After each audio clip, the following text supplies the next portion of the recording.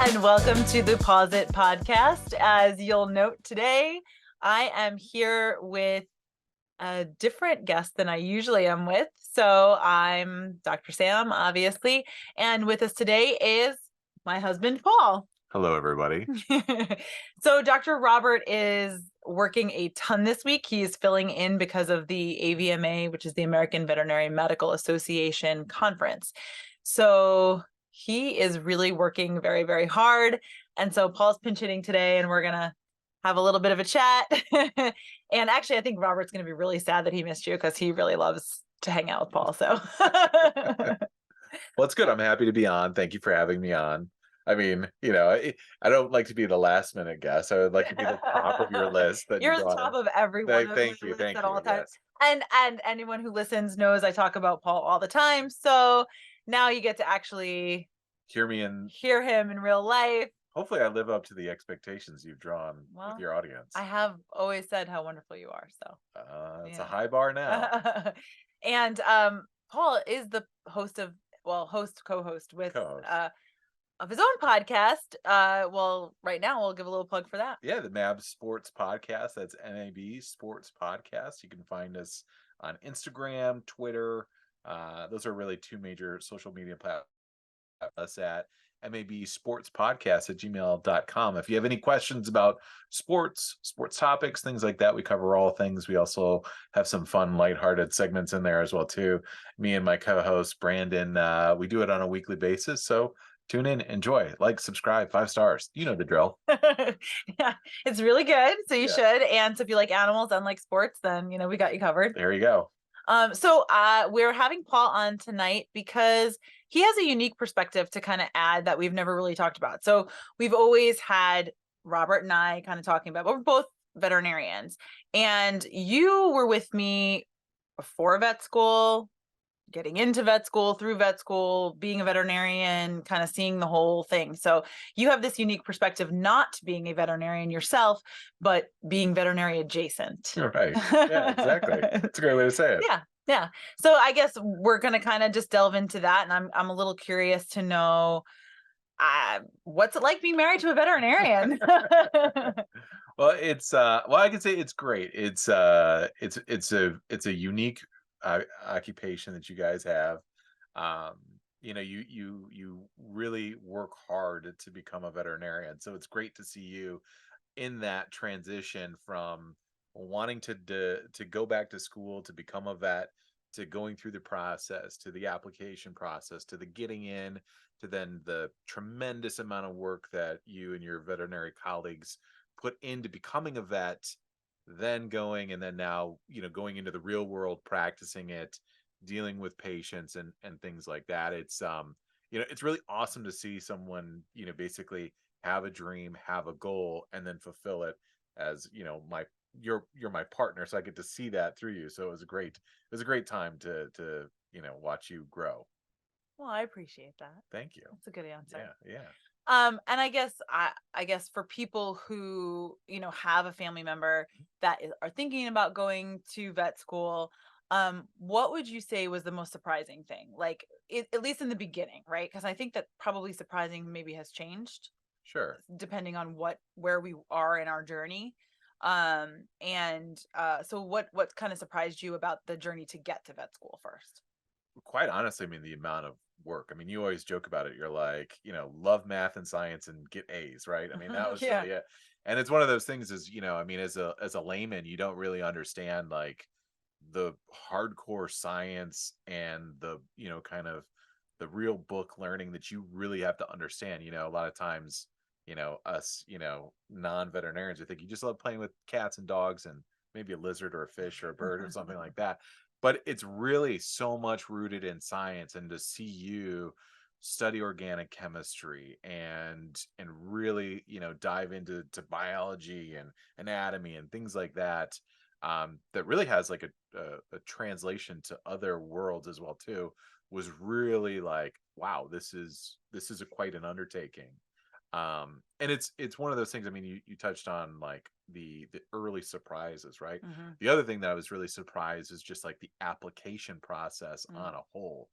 It was super competitive, right? Because it wasn't even just you getting good grades and trying your best. It was then also the competition amongst all the other people that are, trying to go after that same dream as you, Mhm.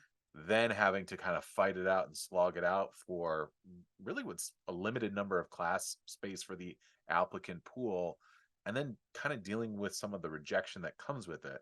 I mean, I shouldn't say you applied to four places. Is this fair to say that you applied? They, Yeah, yeah, no, okay. they'll know. So you applying to four places, getting into two, which is like, it's huge in the MAB sports world. If you're a baseball player, if you hit 3 out of 10 times, you're a Hall of Famer. So you hit 2 out of 4 times, that's 50%. You're a Hall of Famer, All right, Sam. cool. But anyways, really to see like just the like, you know, the kind of the downside that comes with chasing your dream, the rejection and failure was also a little bit of a surprise, because it wasn't just, hey, I did good, I got good grades. It was also, well, how do I stack up against the applicant pool? And some schools are just, well, if it's your first time applying, You're just not gonna get in. you're Yeah. just not going to get in.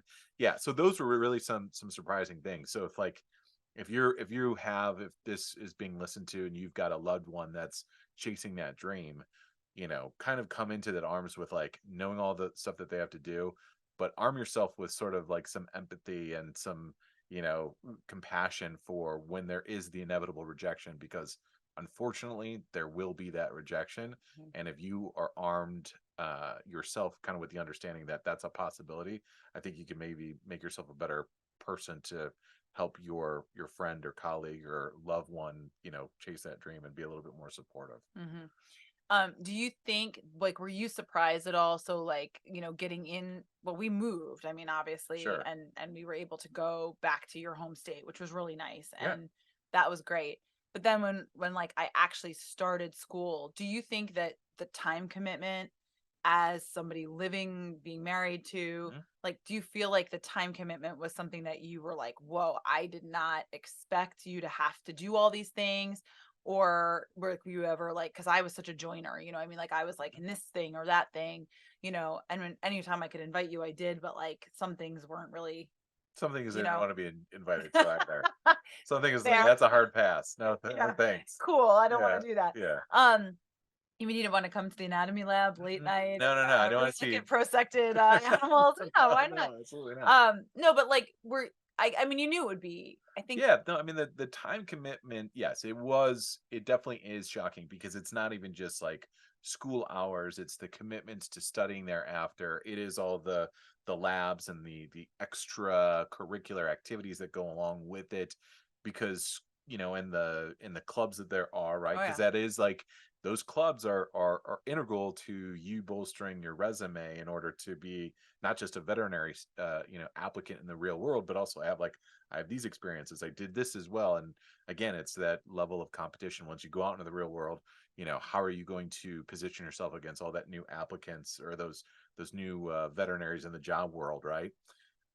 So as you like somebody who is married to you, I understood that there was going to be a time commitment. I don't think that you can ever really prepare yourself for that, because everybody is going to have their own unique kind of path and what their level is of commitment. Yeah. So I mean, knowing you, I was prepared for what you were going to do, right? Yeah. And that was everything, right? Yeah. Everything that you could, I knew that. But I would say, like, especially in the position, if people are listening that are dating or married to somebody that's chasing that dream, I would say, understand that they are like, they need to be all in. They need to be Yeah. 100% in order to be successful. And it is something that once you make that decision, you have to be committed to it. So my role is a role of support, but also too, it's my opportunity to kind of, make sure that I have a hobby or two outside of that, and make sure that when there are moments in time where we can have, one-on-one time together, that we're present and make the most of it. And also communicate that, right? Hmm. Because what they're going through is really, really tough in terms of just mental, physical stress, the whole thing. I want to, obviously support you, but also when we have those moments of times, I want to be present to communicate with you, Mhm. and kind of enhance our relationship in the moments that we can. Yeah. And I mean, like, I feel like I was told, I remember even coming home and like talking to you about how when I was getting ready to get into vet school, I was doing ride along with a young equine vet who was basically like, your marriage will be in peril. Like, you will not survive vet school Hmm. if you get married before vet school. And I remember coming home and telling Paul that and just being like, well, he doesn't know us. You know what Sure. I mean? Because I was like, there's just no way. I mean, you've been my best friend since the day we met and then beyond, but Hmm. like I just I it never even occurred to me that there would be any sort of anything but you being also 100% in, because that's always been you. Hmm. Like, you're that way with me. And like, I think one of the first things that ever made me realize that like you and I should get married was like when I was like, hey, I'm gonna go to vet school now, after we had been pursuing a whole, we were doing a whole nother life together. And you were just like, all right, what do we have to do? Like, Hmm. okay, what's next? There was no like, oh, why you're changing your mind? It was never that. You've never been that way with anything, because I always like to throw curveballs anyway. Yeah, exactly. I mean, and that's the thing is I mean, I mean, that's the thing when you find your person, you're my person. So it became like, where are we going? Yeah. Where you go, I go. So, Hmm. and it's not like, I mean, I think I would be, honest in the assessment that, you had something that you were really passionate about. I had things that I was not equally as passionate about as you were to becoming a veterinarian. And so it was, this kind of goes back to an old adage. It's like, pick your struggle, right? Like, I could struggle with you, or I could struggle on my own. I'd rather struggle with you than on my own. So Hmm. let me pick my struggle. That's my struggle. I could struggle being by myself while you're in vet school, or I could struggle, figuring out something that I like to do, or pouring myself into something. And then I could pick my struggle of like, well, when's the time that our two kind of calendars are going to meet? I could throw my hands up in the air and not try, or I could try and struggle trying to figure out with you. It all comes down to really, the right person. So I mean, I don't know. Do more people in your on your podcast listen, like, are not in the veterinary industry, or do you have a good mix? Do you Good know? mix. I mean, I think we have Yeah. people who like are interested in the pet care part of things, but definitely some people who like, we had that just recently, somebody asking like, you know what was it like to be a veterinarian? You know what I mean? And like, so yeah, we try to kind of cover all bases. Yeah, and more of the relationship tip. I mean, picking the right person is such a struggle, Oh my goodness, anyways, yeah. right? So, I mean, unless you're married, I would say, your duty is to yourself, right? And if that person is your person, they'll understand, and they'll rise to the level that you were trying to accomplish. That doesn't mean you can't just be solely self-centered, and you were never that. And most people that I think were successful in relationships in vet school were not. They were not so self-centered that they couldn't see anything else outside of their selves. No. And We I did think, make a commitment to grow together, I think. And yeah, that is a big thing. Is like, you were always a priority even when I was in vet school, because you for sure. became part of, like, you were friends with all my friends, like my friends. The people that I met in school all became our friends. You know what I mean? And Sure. so, Sure. including Robert, who That's we miss right. Yeah. today. Sorry, Robert. Robert. Oh, Dr. Robert. Dr. Robert. Yeah, I have to call you Dr. Robert now. Yeah, I exactly. used to know you as Robert. Now it's Dr. Robert. He's a lot fancier now. I know. I know. I know. But yeah, I mean, that's the thing is it's really tough in general. I would say, if you have a good foundation, I would examine your foundation, and I would examine your communication between the two. If you have those two things, that's where we started. I can only Yeah. experience, speak from our experience. That's what we had. I had no idea what it would be like. There's no way to prepare, but I knew who you were, and I think you knew who I was, and that's kind of all we kind of, we wrote it out together, right? Yeah, we figured it Look out at as we us went. now. Here we I are. know, in our fancy studio. Exactly. Well, our kids are not in the house right now, so we're like, oh, we've got time to record. Exactly. Yeah, exactly. um, and then I think, I mean, obviously, I feel like we kind of grew our foundation too, just needing each other through all the different struggles, from moving to new places, Mhm. and then and that was like on the way to vet school, and then like in vet school, moving, spending a summer with your parents. That was fun. Sure. And then It it was was fun. lovely. On my podcast, we refer to my dad as Mr. Four Star because he gave us 4 out of 5 stars, lovingly so, on the podcast. So I don't think you realize what Like you have room for improvement. exactly. Yes, exactly. Yes. Yeah. Yeah. Well, it's such a I think it is 5 stars. You should listen. But I don't think he even rated my podcast, so we Well, need it's to true that. Well, to be five fair, stars. five, Come on. Mr. Four Star, Yeah, give the Pawsit five podcast five stars. stars um, no, but then we ended up having our first child in in vet vet school. school. Yeah, And that was, a big although by commitment. then I was in clinics, which did you feel a palpable difference between when I went to lecture every day and when I was in the clinic? Like, what do you think was harder from your vantage point? Ooh, I mean, I know what I enjoyed more, but I'm wondering what you thought was harder. oh, I mean, I definitely think like the first 2 years was harder. I felt like because you were just first off, I mean, everyone's kind of like in the weeds the second they Yeah, it's like hit drinking the out of ground. a fire hose. Yeah, exactly. Everyone's just getting like everyone just has like 1,000 mile stare when they come out of like the first like final section there. So it's one of those things where definitely I would say like I would say the first like really the lecture and book learning, that was the hardest The time for didactic portion. yeah, didactic. You took the words right out of my mouth. But yeah, I mean that, and then once you got into like clinical stuff where now you're applying the knowledge that you've learned, the reasons why I think most people got into vet school to actually kind of be hands-on. Yeah. That's where I think, the light started to click and you're like, all right, I'm into this. And and then, and I would suggest this to any vet student that's out there that's listening that, then also I think the thing that was most impressive to me is then you looked at it from, well, not only is it like a career, but like how do I manage myself in terms of like a business person or like in a, not just in that, because it's all just in one component of a, veterinarian, and the science and the knowing of how to take care of an animal is super important. But they're also the other side of how do I engage with my clients? How do I talk to them? Right. How do I communicate on a level that they understand, but also gives them good information so that they know what's going on with their animal. I was a good practice dummy. You got to run a lot of that stuff by I me. did. It's true. But also too, like you were very interested in just in like, well, how do organizations run? How do business run? You took some of those business classes that I think is important because, I mean, I have, I have a business experience in what I do in my career, aside from podcasting. And, it's one of those things where I find that to be the most impressive thing that you really understood, like those two sides of the equation, that Mhm. it's not just the medicine, but it's also the interaction with the customer and the customer experience.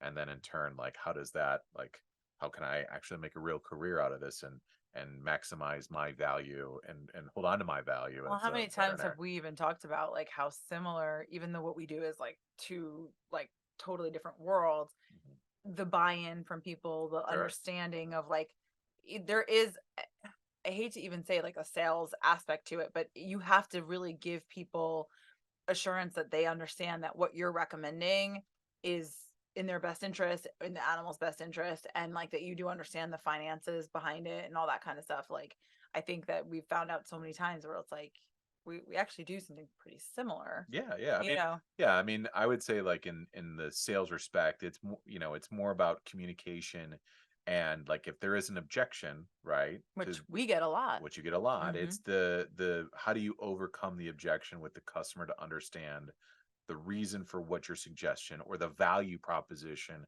in what it is that you're suggesting you do for their animal. Hmm. And when you look at it in those terms, that's incredibly similar to lots of different walks of life. I mean, we fight for things that we want all the time. You could put that into the category of sales all the time, which is what I do. I do sales. Right. And then but really that's what it is. If you don't know how to communicate the issue with a dog that is having, X, Y, or, is, insulin Deficient. That's not right. I went totally on a level. Sorry to all the vets out there that I just made your ears cringe. 'Cause that was I mean, they're usually insulin dependent. dependent. That was, I knew it was a D word that was coming.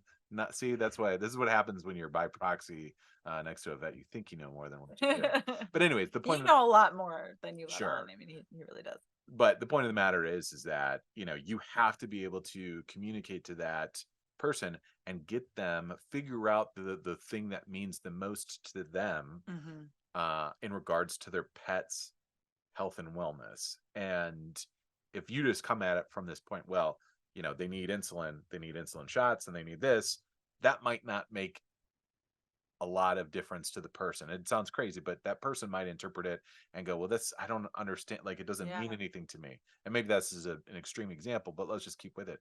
But if you sit there and said, well, if you don't do this, the trickle down effect is they might be, they might suffer, die, suffer, right? Can't They live also, without they it. might, end up drinking a lot of water or not drinking enough water. They might have accidents in their house, like Lots of accidents. lots, so that's some of those things where you start explaining to, oh, if I do this and I eliminate this, well, I definitely don't want that. I definitely don't want, Mhm. accidents in the house. And I think that Or that's, my pet to die. or your pet to die, sure, in no particular order. Yeah. But the fact of the matter is that's a bad example. Yeah. I know, right? Well, I mean, it was on the fly. Exactly. Really, it's the point, not the Yeah, actual example. exactly. Yes, exactly. But anyways, the message is that you had to learn and took the time to learn in school to do that. And I thought that was really great because you looked at it not just, like I said, just learning the rules, but then how do I make this so I can make it work for me, so I can be as successful as possible, because Mhm. that's ultimately the success. If you can get the customer or the client to understand the reason why you're going to do that, you help more pets in the long run, Yeah. right? Well, yeah, and I think too, depending on how you explain things, you can get people away from the idea that it's like we're just trying to get money from you, we're just trying to get tests done, because it's Yeah. really not what we're trying to do. We're trying to No. fix the problem, The, and to get there. yeah, the craziest thing that I ever heard that you told me about a client experience was is that they basically compared you to, like, the old adage of, like, the mechanic who just, like, Yeah. lifts the hood up and says, like, oh, yep, your dog's Every time I missing. come to the vet, I find out all these. It's like Right. I didn't force them to happen.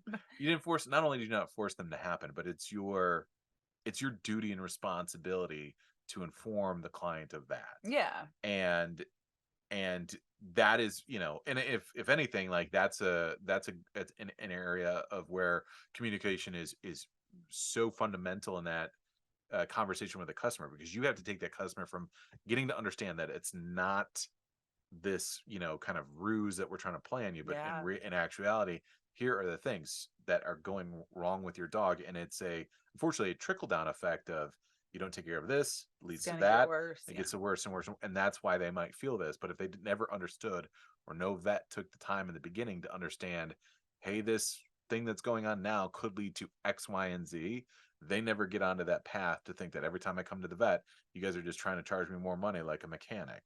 And Not mechanics do that, by the way. right, you're But I'm related to just mechanics, saying, yeah. right? But that's the But it's old the old adage. adage. Yeah, yeah, It's what everybody, thinks, because they don't know anything about it. yeah. They have no familiarity with what's going on it, and by and Right. large, the average pet owner, myself included, has no idea what's going on with their vet. And then sometimes people are just a little skeptical about trusting people, or trusting them when it comes to, asking them for money to do X, Y, or Z service. So Mhm. if we don't do, and I say we in terms of the communication people, if we don't do our jobs in communicating that as best as possible, you're going to get those outcomes. And veterinarians, that's kind of tying this back into the surprising thing. That's one of the other things that I think is, to me, was most surprising, is that, in my opinion, schools were not preparing vet students enough for that. They were doing a Mhm. great job of giving them, the didactic learning and the clinical learning, Mhm. but they weren't preparing them enough to go out into the real world and be successful and communicating with those more challenging clients that are out there. Yeah, or even just the ones that don't have, because we're in a secondary institution, like we didn't really get a lot of practice with those people who can't afford things, and like Mm, how do you talk to people about money who don't have really the resources for their pets, and then how do sure. you like decide what to do when you only have a very small amount of money to deal with. And like, you don't get a ton of that in school. That is true. Which is the most exciting thing about myBalto. I'm so Yeah. excited for that, right? Look at that. Did I do good? Did I do good? You did good. That's good. But But yeah, myBalto is here to help. exactly. But yeah, it's one of those things, and I think like unlike human medicine, where doctors don't ever have to get into that realm. No, because people are very separated from the amount that they Sure. spend, even though it's more than you would spend in vet med, truthfully. But they're so separated from it, they really don't realize. For sure. And then, most people have insurance or some form of insurance where, I mean, I don't even know what the percentage of It's a very small percentage that have it for for veterinary. pets. Yeah, and we Yeah. we we do try to say, hey, something to look into because Yeah. And that's one of those things where it's like, uh, from the pet owner. I mean, you always say this, and I think that's the one thing that you have come out of becoming a vet is like establishing a budget, oh right, my for your goodness, yeah, pets. that's realistic. That's like actually based on Sure. numbers. Like nobody would ever fault you for calling a veterinary clinic and asking like, what's the average cost of owning a pet, per Sure. year? What does it look like if like the average emergency fee or something like that? And I think Robert and I have kind of touched on that before in other podcasts where we said like I can count. One time I had somebody call and say, we're thinking about getting a puppy. What should we expect? And what should we do as far as finances? It's That's shocking to me yeah. considering how long I've been in the veterinary world. It's one of those things. I look at my life like pre-married to a veterinarian, and post-married a vet person.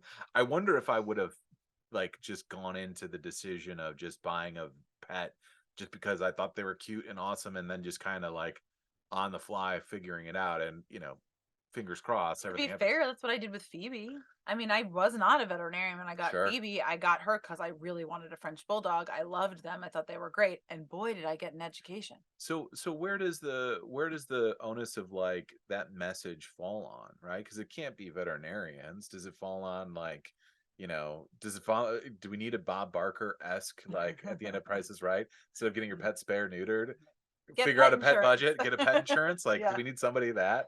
Because I know about getting my pet spayed or neutered solely from the Price is Right. Yeah, So right. Well, I mean, you were a child of the uh, 80s, so that's you true. for sure That's know. true. That's true. They um, still do it. does he? Yeah, Drew Carey, Oh, I Drew think, still does it. Carey. He Well, carries the good. I torch. don't know. Maybe I should reach out to Drew Carey and be like, "Hey, can I give another PSA after we spay and neuter our pets Exactly. Yeah. and get pet insurance Or and just get my Balto?" call Steve Harvey from Family Feud. He'll do Yeah, it. he could do it. He'd do it. Yeah, that's true.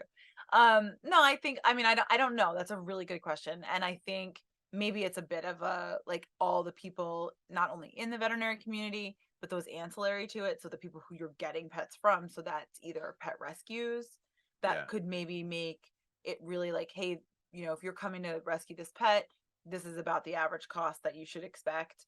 And here are some, resources for, because the thing is they want those pets to be adopted. So they don't want to scare anyone away. So I think you'd have a hard time convincing them, but maybe less people Mm, would return them. You know sure. what I mean? If they understood that. Breeders, I feel like, they're the ones that are like bringing more animals into the world. So perhaps the onus is a bit on them to say, hey, the average cost, like the biggest thing that I see is like people getting these really expensive dogs and then being like, well, I don't have the money to spend on vet care because I spent Sure. $3,000 on this puppy. And it's like, mm, that's an odd one, Well, yeah, because they they save. spent the whole money on the pet. But it's the So same thing for like buying a car and then not realizing that I need to pay for insurance on it too. You know what I mean? It's part of the budget. yeah. And well, we're going to a different hole from veterinary. Yeah, Yeah. we're going This to. will be one to revisit though, right? Like where is the responsibility and what can you do to change that? I mean, I like that. I like that discussion. I think we should circle back to that on I'm a not the person different to have it. podcast. Exactly. Yeah, exactly. I'm not the person. Perhaps a different guest. I Yes, don't exactly. know. I just come up with the ideas. Yeah. I can't speak to I should them. write it down though. No, but I think but getting back to being married to a veterinarian. So we got through vet school. And then okay, then I became a veterinarian. So and we had a family, right? Yes. So I mean we had just our first child and then I had our second daughter. My first year of practice, second year of practice, like right out of the Mm, gate, pretty soon. Second, yeah, Second year, yeah, you were. because Charlotte was second a year. year old when we Yeah, graduated. but Nora, we moved into the old house. So Yeah, you've been doing it for a a year. year or two. Yeah. Yeah, no, a year. It Year. was a Okay. year. Um, and I was pregnant with her when we moved. Sure. So All right. yeah, All I right. don't know. Okay, we're just timelining here, but so I guess that's the next question. So was then real life what you expected once we got done with all the school and you got through all that? Like, how do you feel like it affected you or like changed, or were you like, no, here we are and this is exactly what I expected? Yeah, I actually, I mean, from my perspective, it was the most challenging thing because it was the most variables with young kids. Like once like our kids got older, like enough to be not quite just like in a baby and sleeping 18 hours a day and and just kind of I could stare at them and not have to once they started being moving and they needed to be entertained and like that was the biggest challenge because you were also working 3 Saturdays out of every month. No, That I was working every Saturday at first, the first year. was it every Saturday? Every Saturday. I just He blocked it out of blocks my that mind. out. Much like Yes. I wish I could block that out, but I Yes, no, I it worked was every every Saturday. Saturday. Yeah. So that was the roughest. I will say of the whole journey, that was the biggest challenge, but it was when everyone's life is the biggest challenge. So So do you think part of that was just because Charlotte was so young and you were a new dad, or do you think that that was really just because I mean you liked that time too? It oh was no, no, no. It wasn't when it was just Charlotte. It was when it was Charlotte and Nora and being a new dad and every day just kind of yeah, on I guess Saturdays trying. toddler and new baby is a lot harder than Yeah, that that's when just it Charlotte. that's Yeah, when it got the hardest, and then it but by was then I was doing 3 on 1 off. right. Yeah, That's what I remember. But still, that was still on the challenging side because then it was the commute there. You were working essentially 12-hour days on the days that you were working, so there was all the evenings and that was it's just a different kind of hard. Again, it's like pick your struggle. It's just a different kind of hard. It was hard, but at that point, we had a family. I love these two beautiful little girls that are here, but that was definitely like the hardest because as a parent you have to just be like so free of your own like personality and your own life and all that, and it all has to be devoted to your kids. And I think that was just starting to kind of like understand that my life is really devoted to these kids right now. When they get a little bit older, I can start doing things like a podcast and this, that, and the other. but not But right there, it's like I got to really be present, and it's tough. It's a lot more of a commitment because it seems like, oh, you're just hanging out and playing, and and it is, and it's beautiful and wonderful. But some days you wake up, and we all have those days when you wake up and you're like, I'm just tired. I'm just tired. I like to watch a show and drink coffee and just kind of do my own thing. Or college football's on, and I really love to watch this game, but we got to go to swimming practice. So load up. Oh, you don't want to get your shoes on? Awesome, great. Come on, can we do this, please? And it's just all Yeah, that stuff. So that was the hardest. But it's like, is that because of vet school, or is that just because if you just were like life, but yeah, life exactly? If you were a coal miner, you know what I mean? It'd be the same thing. You'd be a very cute coal miner, well, but that's the same thing. So it's like I can't attribute that really to veterinary medicine. I mean, I think the thing that I think is the roughest for me to watch you after the fact is like in practice the safety net is removed, and then to watch you just basically like internalize the bad outcomes, the struggles, the things that are just gonna, unfortunately, biology is not a perfect yeah. science, and so it's just gonna happen. And to watch you struggle with that, and me having no real um resources at my fingertips to make it all go away, was really tough. You know what I mean? And uh it's not my tough, it was yours. It's just tough to watch somebody you love like really struggle with that and question themselves when you believe in them because you've seen them from infancy of their dreams see it all the way through. So there's just no, it's to me it's no question that you did the right thing, but to you it's one of those things where it's like you own it 100%, and you own, unfortunately, the bad outcomes 100%. So I would say to any new vets that are out there, like, give yourself a break. You know what I mean? Like, cut Yeah. yourself a little bit of slack. You I know, could say that to somebody else. of course you could, yes. And I'm the person, and that's the thing is my role is trying to be that person to tell you that. And I struggle with that because I'm not the greatest at just saying like, "Hey, that sucks. No, I'm he sorry." likes to fix things. I'm a fixer. I like to, but again, it's that comes with That the was man. that was I think like one of those marriage things where I had to like literally be like, sometimes I just need you to be like, that sucks. Exactly. And you were like, okay. Right. But getting there was like kind of like, I need you to not fix this. I need you to just be like We can't talk sympathetic. it out, right? I had to Yeah. learn very quickly that I can't talk it out. Not because what I saying wasn't Or pearls of wisdom, but no, but it was, but no, but it was just or at that moment you can't talk it out. at that moment you can't talk Yeah. about, or at some of those things, it's just like in Sam's world, it's like I don't need it. I know it's not Logical. or reasonable, Uh-huh. and so I just need to just the comfort of like this stinks. Yeah. And I still struggle to learn when those moments are, but I'm trying. He's I'm trying. very good. Yeah, I'm trying. Yeah. But yeah, that's the toughest thing as like a watching you as a new vet in the world, and well, New even now, today, right, always. in I'm perpetuity. not happy when things don't go exactly the way I plan. And even though even when things do, like I think that was probably, I mean, for me surprising. It's like when you get all this knowledge, you get all this education, you're ready to do it. And then even when you know, like there's times where like I'll do a surgery and I'm like, everything went perfectly right, but I'm still worried about it. Like I'm still not Yeah, gonna sleep tonight. Like how many times I've said to you, like, I'm not gonna sleep tonight. And I you're would like, say you've well, gotten a lot better over I time. have. Yes, but early on that was, and and so you mix all those things. There's a lot of high, like peaks of stress, just That is kind of true. There is an ebb intermittently. and a flow to it. Yeah, Yeah. and it would just kind of pop up, and And so sometimes just depending on like how things are going in life, like with sure, family and stuff like that, like there's times where I'm like way more able to kind of roll with the punches and deal with the stress of caring like as much as I do. And then there are the other times where I'm like, I'm struggling. Like I'm having a struggle, you know? yeah. So to those that are, again, your loved one or significant other or somebody out there that is a veterinarian, like just know that that could be underneath the surface of something, right? Mm-hmm. So, if you're in that spot and they can talk, I don't know if it works for everybody, but I would, if you kind of come there with a little bit of empathy and man, that sucks. I'm sorry to hear that. You know what I mean? Do you need anything? Can I get you a glass of water or a beer or Wine. yeah, wine? Exactly. Whatever you know what I mean? Like Yeah. that probably goes a lot further than saying, well, talk to your What if you practice did manager. this? Yeah, Or yeah, and exactly. it's like, Yeah, you don't understand. yeah, exactly. Um, so I would make that,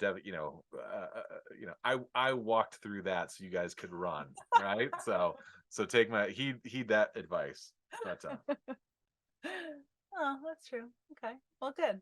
I mean, I think that that kind of gets us from the beginning, the middle, of the end. sure. I mean, I haven't retired yet, so we're in the we're always learning kind of phase.